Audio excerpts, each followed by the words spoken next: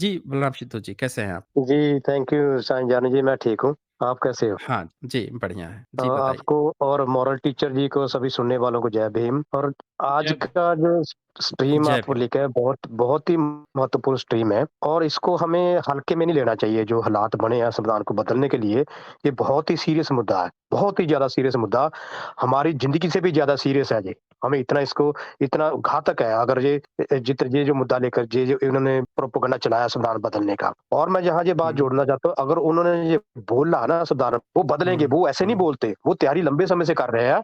तो मुझे ऐसे हालातों में मुझे मानव कांशीराम की याद आती है। उन्होंने बेशक आपके स्ट्रीम एक राजनीतिक नहीं है, लेकिन फिर भी जब हम सामाजिक से जुड़े हुए मुद्दों से बात करते हैं, जब भी कोई बात जुड़ती है उसके साथ, तो हमारी मजबूरी बन जाती है उसका नाम लेने की। उन्होंने बोला था कुछ पार्टियाँ ऐसी हैं जैसे उन्होंने साँप का नाम दिया था। वो घास वाला हुँ, साँप होता हुँ, है जिसका पता नहीं चलता, वो जिस तरह का घास होता है वो वैसे तरीके का साँप बन जाता है, हमें पता नहीं चलता। कुछ साँप ऐसे होते हैं जो हुँ, फ़नियर नाग जैसे होते हैं। उन्होंने बोला था इनको आरएसएस वाली टीम को, पार्टी को, कि ये एक हुँ, फ़नियर नाग है, फ़नियर साँप है। फ़नियर का साँप का क्या होता है, सामने फन लेके खड़ा हो जाता है। वो बोलता है कि मैं तुझे मारने लगा हूँ, काटने लगा, तू तू बच सकता तो बच ले। ये फ़नियर नाग की आदत होती है। तो ये आरएसएस वाले भी ऐसे ही करते हैं। अगर वो जो कुछ बोलते हैं ना, वो करते हैं। पिछला हम इतिहास देख लें 8-10 साल से जो उन्होंने किया, बोला वो किया है। तो हमें इसमें इसीलिए मैं बोलता हूँ कि ये बहुत ही सीरियस मुद्दा है। हमें इसको सीरियस होके इस पे काम करना होगा और से लेकर संविधान से तो इनको तकलीफ है शुरू से ही, क्योंकि ये हिंदू राष्ट्र बनाना चाहते हैं। हिंदू राष्ट्र बनाने के लिए इनको संविधान उनके रास्ते में आता है। इसीलिए इनको संविधान बदलने के लिए पूरा जोर लगाया हुआ है उन्होंने। तो हमें इस संविधान को बचाने के लिए हमें पूरी ताकत लगानी होगी। और जब मैं संविधान को बचाने की बात करता हूँ, तो मुझे मेरे मन में एक निराशा पैदा हो जाती है। कैसे हम मेरे खुद को ही सवाल खड़े हो जाते हैं, कैसे बचा पाएँगे हम? तो मैं जब जब पिछले 7, 8, 10 साल में देखता हूँ, हमारे समाज में कुछ नौजवान जो सामने निकल के आए, हमने भी बहुत सपोर्ट की उनको। हमें अच्छा लगा कि नौजवान सामने निकल कर आए हैं, जो फेस दिखा कर आते हैं ना। आते हैं तो अच्छा लगा कि ये आने वाले समय में भारत की जो नब्ज है उसको पहचानेंगे और इसको सँभालेंगे। उसमें नाम जैसे क्या था, जिग्नेश मेवानी था, पार्थिव हुँ, पटेल हुँ, था, एक महाराष्ट्र मध्य प्रदेश से नाम था, एक अपने कन्हैया कुमार था, चंद्रशेखर था। ऐसे कुछ नाम जो निकल कर सामने आए हैं और भारत के नौजवानों ने इनको हाथों पे सिर पे उठा लिया था कि इतना रिस्पेक्ट दिया था इनको कि ये कुछ करेंगे आने वाले समय में। तो आने जब हुँ, समय आता है ना, उसके बाद ये क्या होता है, समाज में हीरो बन के अपनी कीमत इतनी बढ़ा लेते हैं, उसके बाद समाज को धोखा देकर निकल जाते हैं, तो फिर हम निराशा पैदा होती है। आज मैं देखता हूँ नाम है उनका यादव, मैं अभी मेरे दिमाग में नाम पता यादव नाम है पूरा, काफ़ी अच्छा बोलते हैं, आपकी स्ट्रीम में हुँ, भी आए हुँ। थे। खैर, कोई कोई मैं बात नहीं। जब मैं उनको भी आप सुनता हूँ तो मेरा खून खौलता है, उनको सुन के, कि ऐसे नौजवान होने चाहिए। लेकिन दूसरी तरफ मुझे डर भी लग जाता है, क्या ये भी दूसरे नौजवानों की तरह तो नहीं करेगा? ये डर जो है ना, ये हमें फिर सताने लग जाता है। तो इसलिए मैं जो फेस दिखाकर नहीं आते ना, मुझे उन पर 100% विश्वास इसलिए क्योंकि वो समाज में हीरो बनने के लिए नहीं आते, वो समाज को हुँ, बदलने के लिए आते हैं। आपको याद होगा पिछले कुछ समय में किसी साथी ने आकर बोला था, जो फेस दिखाकर नहीं आते, ये आरएसएस के आदमी हैं। मैं उसी ब ए ए वो मेरे दिमाग में हमेशा बात खटकती है। जो चेहरा हुँ, दिखाकर आती है, उन्होंने क्या किया? हमें हमारे सामने हुँ, तो यार रिज़ल्ट तो हमारे सामने है ना। तो इसलिए अगर हमें भारत के संविधान को बचाना है ना, तो ये चिंता हमें सताने लगती है। तो आज दूसरा मुझे नज़र आता है कि जो संगठन है, जब उसकी तरफ देखता हूँ, लेकिन समाज को सबसे ज़्यादा गुमराह करता है बापका संगठन। वो माननीय कांशीराम जी के खिलाफ बोलता है। वो बाबा साहब की जो विचारधारा उसके खिलाफ का काम करते हैं वो। तो किस पे विश्वास करें हम? इसलिए जब ये समाज में चल रहे जो लोग हैं, संगठन काम करते हैं ना, वो जब उनके महापुरुषों के रास्ते से अलग जाकर काम करते हैं, तो मुझे डर जो सताने लगता है, तो हम किस पे भरोसा करें? आज मुझे मानवर हुँ, साहब कांशीराम का सिपाही कहते हुए, बाबा साहब के मार्ग का सिपाही कहते हुए मुझे खुद को अपने आप पे शर्म आती है। हम किस रास्ते पे खड़े हैं? एक बाबा साहब अम्बेडकर हुँ, अकेले इंसान जिन्होंने पूरे भारत की तस्वीर बदल दी। हुँ, 3% लोग हम 97% लोगों पर हुकूमत कर रहे हैं और हम दे रहे हैं उनको ताकत। हम दे रहे हैं। फिर बाद में जब वो हमारे जूते मारते हैं, फिर हम दूसरे मनुवाद को ले आते हैं। इसमें ज़िम्मेदार हम लोग हैं, हमारे वो लोग हैं जिन लोगों का मैंने नाम लिया है। तो हम कैसे कैसे हम आगे बढ़ें? कैसे? इसलिए मुझे तकलीफ होती है, मुझे दर्द होता है कि कैसे बचाएँगे संविधान को हम? जब ऐसे लोगों के सिर पे बचाएँगे जो लोग पता नहीं कब कब बिक जाएँगे, कब धोखा दे जाएँगे, तो कैसे होगा फिर बहुजन समाज जो है, 3% लोगों को ताकत हम देते हैं। वो आज पूरी ताकत से ज़ोर से जो अपना भारत को संविधान को अपनी संस्कृति 1950 से पहले की जो संस्कृति मनुस्मृति वाली संस्कृति उसको लागू करने के लिए पूरा ज़ोर लगा दिया उन्होंने और वो करेंगे इसको। हम देखते रह जाएँगे। ये दर्द जो है ना हम क्या जवाब देंगे आने वाली अपनी पीढ़ी को क्या जवाब देंगे? वो हम पर थूकेगी। जब ये लूटा जा रहा था, संविधान लूटा जा रहा था, ये देश 3% लोगों की तरफ से लूटा जा रहा था, तो क्या हम क्या कर रहे थे? वो हमसे जवाब पूछेंगे। हमारे पास जवाब कोई नहीं हुँ। होगा।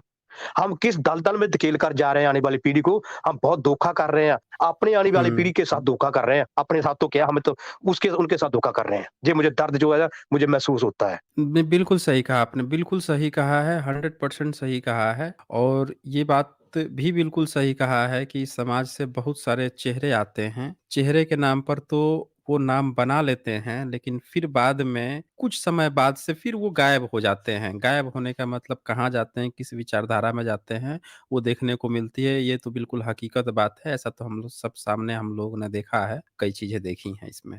और बाकी जो कॉन्स्टिट्यूशन की बात है कि हम जी-जान से हम नहीं बचाएँगे तो कौन बचाएगा? बात तो यही है ना कि हम नहीं जी। बचाएँगे तो कौन बचाएगा? वो तो सदियों से चाह रहा है ना, वो तो चाह ही रहा है कि मनुस्मृति लागू कर दे। जहाँ उसको फ़ायदा है, फ़ायदा ही फ़ायदा है उसको, तो वही चाह रहा है। तो हम लोग क्या कर रहे हैं? बिल्कुल सही पॉइंट है आपका बलराम सेठू जी।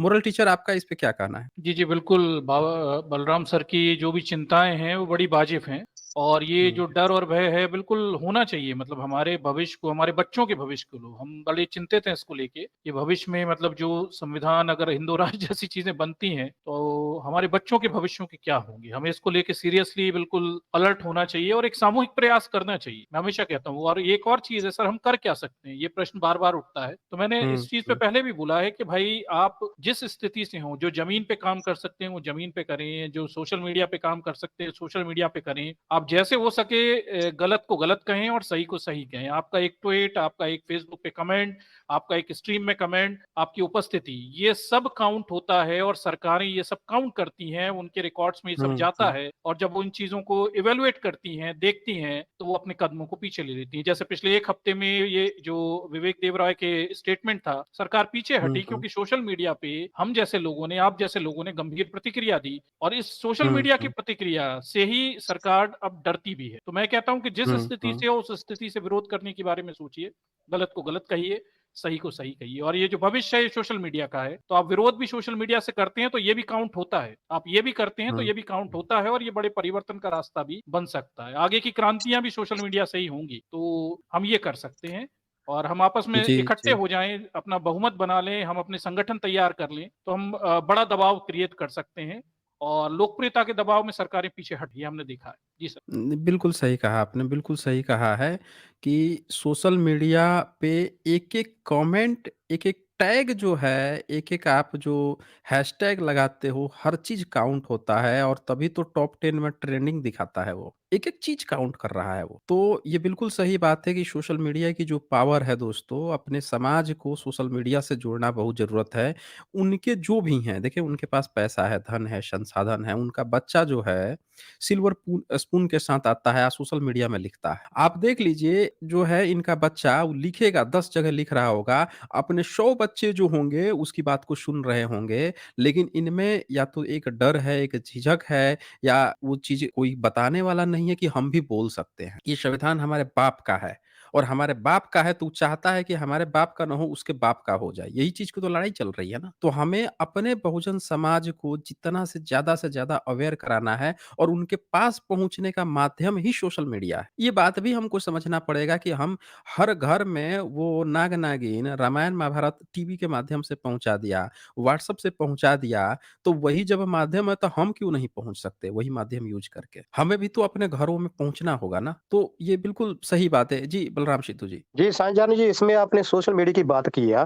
मुझे सोशल मीडिया को लेकर भी और चिंता मेरी और बढ़ती है, वो कैसे? जब मैं ना हुँ, अपने हुँ, हुँ। जन्मदिन की डेट डालता हूँ कि मेरा जन्मदिन है, तो मुझे 300-400 मैसेज आते हैं कि बधाई, बधाई, वो कांग्रेचुलेशन 300-400 से ज़्यादा ट ऊपर चली जाती है ना, जो मैसेज मुझे आते हैं। जब मैं ऐसी पोस्ट डालता हूँ ना, मैं साईं जारनी की पोस्ट सोशल मीडिया फेसबुक पे डालता हूँ, मॉरल टीचर के संविधान को लेकर बहुत अच्छी स्ट्रीम कर रहे हैं वो।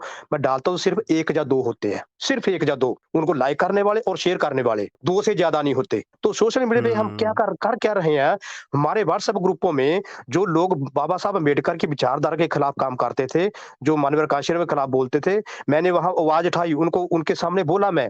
लेकिन कोई भी आदमी, जितने भी लोग हैं उस ग्रुप में 300 लोग हैं, 300 लोगों में से एक भी आदमी मेरी सपोर्ट में नहीं आया, एक भी आदमी।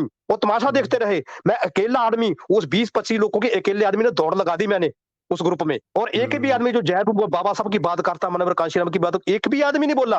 तो हम कैसे लड़ाई लड़ेंगे सोशल मीडिया पर भी? हम जो सच को सच नहीं बोलते, एक आदमी हम बाबा साहब के खिलाफ बोलता, मानव कांशीराम जी के खिलाफ बोलता, हम तमाशा देख रहे, उल्टा मुझे फ़ोन करके बोलते हैं, "यार इस बात को और मत खींचो, इसको रोक दो, यहीं रोक दो।" मैंने कहा अगर कोई भी आदमी 100 बार बाबा साहब के खिलाफ बोलेगा, मानव कांशीराम के खिलाफ बोलेगा, मैं 100 बार सामने खड़ा नज़र आऊँगा मैं छोड़ूँगा नहीं इन लोगों को मैं। तो कैसे सोशल मीडिया पर भी हम कैसे कितनी ज़िम्मेदारी हम निभा रहे हैं? बधाइयाँ देने के लिए बहुत हम आगे आ जाते, सोशल मीडिया सिर्फ़ एक एक खेलने के लिए खिलौना रखा हमने। जो सोशल मीडिया मेरी फ़ेसबुक में 4,500 से ज़्यादा 5,000 से करीब फ्रेंडशिप में है। लेकिन 2 आदमी होते हैं, सिर्फ़ 2 आदमी जो लाइक करने वाले, शेयर करने वाले। तो कैसे बढ़ेंगे आगे हम? मुझे ये चिंता जो है ना काफ़ी दर्द देती है। जी, जी। बलराम जी देखें, आपने बिल्कुल सही कहा है। ये सब हम लोगों ने देखा है, हर बहुजन व्यक्ति देख रहा है। मेरा जो इस पर अपना आकलन है, मैं ये समझता हूँ कि बहुजन समाज जो हज़ार साल से बोला ही नहीं है, अब वो जब बोलने का समय है, तब वो इस बात की गंभीरता ही नहीं समझ पा रहा है कि हमें बोलने की भी ज़रूरत है। वो देखेगा कि हमारे ही बिरादरी के लोग, हमारे ही समाज के लोग सही भी बोल रहे हैं, लेकिन अब वहाँ पे ब्राह्मणवादी जो है टारगेट कर रहा होगा, लेकिन वहाँ पे वो साथ नहीं देगा, चुपचाप खड़ा रहेगा वो। सोशल मीडिया का ये हाल है। ये बिल्कुल सही बात है। अपने लड़के जो हैं, बहुत से लड़के सोशल मीडिया पे तैयार हैं, जो लगातार लड़ रहे हैं, बहुत भयंकर लड़ रहे हैं। अपने बहुत बच्चे तैयार हो गए हैं। पर दिक्कत क्या है कि हमारा हर सोल्जर, हर बहुजन इस बात को लड़ने को तैयार नहीं है। अभी उसके अंदर जो हज़ार साल की जो गुलामी है, जैसे एक कहावत है ना कि बॉस बहुत टॉर्चर करता था अपने जो एम्प्लॉयी था, और एम्प्लॉयी रोज़ सोचता था कि बॉस को जो है अब आज बोलेगा तो आज उसको हड़का देंगे, आज उसको हड़का देंगे। लेकिन जैसे सामने जाता था, तो चूँकि लगातार डाँट खाया आया है, लगातार डाँट खाया आया है, तो बोल ही नहीं पाता था, बोल ही नहीं पाता था। तो हमारे समाज में अभी भी जो बहुजन समाज है, वो एक बार को सोचता है, बोले कि ना बोले, अच्छा वो बोल रहा है उसको लड़ने दो, हम बैठ के देखेंगे क्या हो रहा है, क्या हो रहा है। तो हमें अपने समाज में ये जो स्तर गिरा है ना, इसी को बिल्ड करना है। उनको बोलना सिखाना है। ये जो अंदर जो डर बैठ गया है, सदियों से, आज का नहीं है। हम लोग जो सोच भी रहे हैं ना कि ये बोलना शुरू कर दे, तो वो नहीं बोल रहा है। उसके अंदर कुछ न कुछ डर है, कहीं न कहीं है। ब्राह्मणवादियों को तो नहीं है। वो तो खुलेआम बोल रहा है, हर चीज़ बोल रहा है। जहाँ मन करे वो गाली-गलौच पर शुरू कर देता है। अभी कल-परसों की एक ट्विटर स्पेस पे हुई है, वहाँ पे कई सारी पार्टियों के लोग थे। सत्ता पार्टी को छोड़ के अपोज़िशन पार्टी के सारे सवर्ण थे, और अपने बहुजन समाज के 2 लोग थे वहाँ पे, उनको गाली जातिवादी चीज़ें कह के लड़ाई चल रही स्पेस। तो ज़रा सोचिए कि वो किसी भी पार्टी में कहीं पे भी जाके शामिल हो गया, उसकी मानसिकता जातिवादी है। और अपने बहुजन समाज से सिर्फ़ वहाँ पे बोलने वाले 2 लोग थे। ट्विटर स्पेस का ये हाल है। भई अपना समाज जो है वो कब बोलेगा, कैसे अरे बोलिए ना, बोलने में क्या दिक्कत है? आपको लड़ाई-झगड़ा वहाँ पे सर-फुटौल, वहाँ पे मारा-मारी वो थोड़ा ही करना है। आप बोलिए तो अपने पॉइंट्स तो रख सकते हैं ना। अगर आपको लगता है कि वो आपको 2 गाली दे देगा, तो हमें ये बात को तैयार रहना पड़ेगा कि भैया गाली, अरे गाली की बात कर रहे हैं, गाली से डर जाएगा। यही तो सोच-सोच के हज़ार तक तो गुलामी चली आई है, तो बहुजन समाज को इस बात को तैयार होना पड़ेगा कि भैया, अरे हमने हमेशा से ही खो के आए हैं, जो खोना है अब उसको खोना है। वो अपने खोने को बचा रहा है और आप भी आप डरे हुए हैं। तो इसीलिए बिल्कुल आपका जायज़ है बलराम सिद्धू जी, आइए प्रैक्टिकल बात है, जो आपने बात कही ना, प्रैक्टिकल बात है। हम लोगों को इस पर बहुत गहन, मैं सभी साथियों से कहता हूँ कि साथियों, अपने साथियों का मोरल बूस्ट अप कीजिए, बोलना सिखाइए, जवाब देना, गाली-गलौज मत करें, लेकिन अपने तर्क रखें। वो कर रहा है गाली-गलौज, छोड़िए ना, आप अपने तर्क रखिए ना, आर्गुमेंट से पीछे मत हटिए। जिस दिन आप बोलना सीख लेंगे ना, हर व्यक्ति बोलना सीख लेगा, सोशल मीडिया पे बोलना सीख लेगा ना, तो उनकी ट्रोल आर्मी जो है ना, दुम दबा के भागेगी, उसी दिन भागेगी। जी बलराम सिद्धू जी। जी, जी, थैंक यू सायंजन जी, आपने एक बहुत अच्छी बात बोली है कि हमारे पास खोने के लिए क्या है, खोने के लिए तो उनके पास है, हमारे पास खोने जी। के लिए क्या क्या है? जब मैं ये बात सोचता हूँ ना तो मुझे 1818 की भीमा कोरे गाँव की याद आ जाती है। वो क्या हाँ। बोलते थे उस समय जब स्थिति बनी थी, मैं उसकी थोड़ी-सी उदाहरण देना चाहता हूँ। जब वो हुँ। पेशवा के पास गए थे ना अधिकारों के लिए कि हमें अधिकार दे दो, हम आपकी तरफ से लड़ेंगे, अंग्रेजों की तरफ से नहीं लड़ेंगे। लेकिन उन्होंने बोला था कि जो सुई की नोक है ना, इसके नीचे भी जितनी ज़मीन आती है ना, मैं तो उतनी भी ना दूँ, आप अधिकारों की बात करते हो। तब वो जो थे जो सैनिक थे अंग्रेज की तरफ से लड़े थे, उनकी वो अधिकारों के लिए नहीं लड़े थे उस समय, वो लड़े थे अपनी शान के लिए, अपनी अन के लिए, अपनी पीढ़ियों के लिए। उनको पता था उस समय कि हमारे पास खोने के लिए कुछ नहीं है। लेकिन अगर हम ये जंग जीत जाते ना, उसके उसके बाद जो 28,000 की फ़ौज खड़ी है ना, उसके पार जाके हमारे पास मिलेगा बहुत कुछ, अगर हम जीत जाते हैं। अगर हम हार जाते तो हमारे पास है क्या खोने के लिए? कुछ भी नहीं है, एक जान तो है ना। वो तो वैसे भी हमने हुँ, मारना ही है, किसी न किसी दिन मरना ही है। अगर हम जीत जाते, हुँ, ये जो दृढ़ निश्चय था ना, अगर जीत गए तो हुँ, हमें हमें मिलेगा बहुत कुछ। वो जीत इस निश्चय ने दबाई थी उन्हें कि हमारे पास हारने के लिए कुछ नहीं है। आज भी हमारे पास हारने के लिए कुछ नहीं है, हमें हिम्मत करनी होगी, हमें बोलना होगा। हमें अगर आज हिम्मत नहीं ना कर पाए, तो आने वाला समा इतना भयंकर आएगा, वो मनुस्मृति से भी ज्यादा खतरनाक आएगा। आने वाला समा इतना हुँ। भयंकर आएगा। हमें अगर चाहते हैं आने वाला समा अच्छे से, अब आने वाली पीढ़ी को, बच्चों को अच्छा समा देकर जाएं, तो हमें आज बोलना होगा, हमें आज हिम्मत पैदा करनी होगी। आज नहीं तो फिर कभी नहीं, आज हमें बिल्कुल पूरी सही। हिम्मत से करना होगा। जो बिल्कुल, तीर बिल्कुल पासल सही तीर कहा पासल आपने। लोगों की हिम्मत कैसे पड़ जाएगी? अगर जिस दिन हम खड़े हो गए ना, ये कहीं दिखाई नहीं देंगे। बस हमें खड़े होना, हुँ। हिम्मत करनी हमें। बिल्कुल सही। जो भी साथी सुन रहे हैं, इस स्ट्रीम को सुन रहे हैं, साथियों जवाब देना सीखिए। इवन मैं आपसे कहता हूँ कि आप ट्रेनिंग बेस्ड आप इस स्ट्रीम को देखते हैं। मैं सारे दर्शकों से कहता हूँ, जितने भी बहुजन साथी हैं, हमें देखें उनको छोड़ दीजिए, वो 5% 2% 3% को वो कमेंट करे, गाली-गलौज करे, करने दीजिए। आप सबको मैं कहता हूँ कि अगर आप स्ट्रीम देखे हैं, आपका कोई भी पॉइंट, कोई भी डायलॉग, कोई भी अच्छी चीज़ लगी है, उसको आप मेंशन कर दीजिए, कमेंट में मेंशन कीजिए। जो चीज़ आपने स्ट्रीम में सीखा है, क्या चीज़ आपने सीखा, उसको लिखिए ना, आदत तो डालिए। आप सोचते हैं कि आप जवाब नहीं दे पाते हैं उसको या आप कहीं नहीं लिखते हैं, मैं कह रहा हूँ कि आप जो है व्यंग करना सीखिए, आप जो है पॉइंट्स को लिखना सीखिए। यहाँ पे आप लिखना सीख लेंगे ना, उसको कॉपी पेस्ट करके कहीं और भी आप डाल सकते हैं फैक्ट्स को। तो आप आदत डालिए लिखने की और बिल्कुल सही बात है कि हमें कौन-सी इज़्ज़त दी है इन्होंने हज़ार सालों से।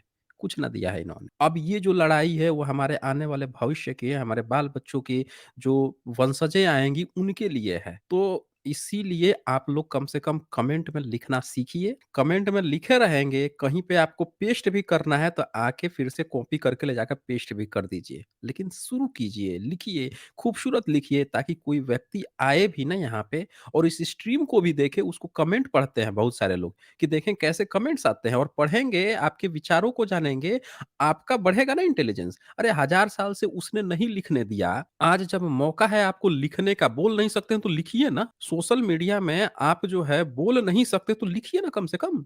यहाँ सीखिए, सीख के नीचे लिखिए। जब यहाँ पे आप लिखेंगे इस चीज़ को आज सीखेंगे, इस चीज़ को लिखेंगे तो उसको उठा के कॉपी पेस्ट करके कहीं और पे भी जवाब दे सकते हैं। तो जब नहीं मौका था, जब उसने नहीं दिया लेकिन आज जब मौका दिया है, हमारे बाप-दादों ने दिया है तो उस चीज़ को भुनाइए और लिखना शुरू कीजिए, आदत डालिए। इस कमेंट में मैं कहता हूँ कम से कम जो 200-300 कमेंट आते हैं वो 1000 से कम नहीं होने चाहिए। व्यूज़ यहाँ पे अगर किसी स्ट्रीम के 30,000, 40,000, 50,000 लाखों भी जाते हैं, 1 मिलियन में भी गया है। इतने अगर व्यूज़ आते हैं तो कम से कम 1000 तो वो आने चाहिए ना, 1000 तो कमेंट्स आने चाहिए।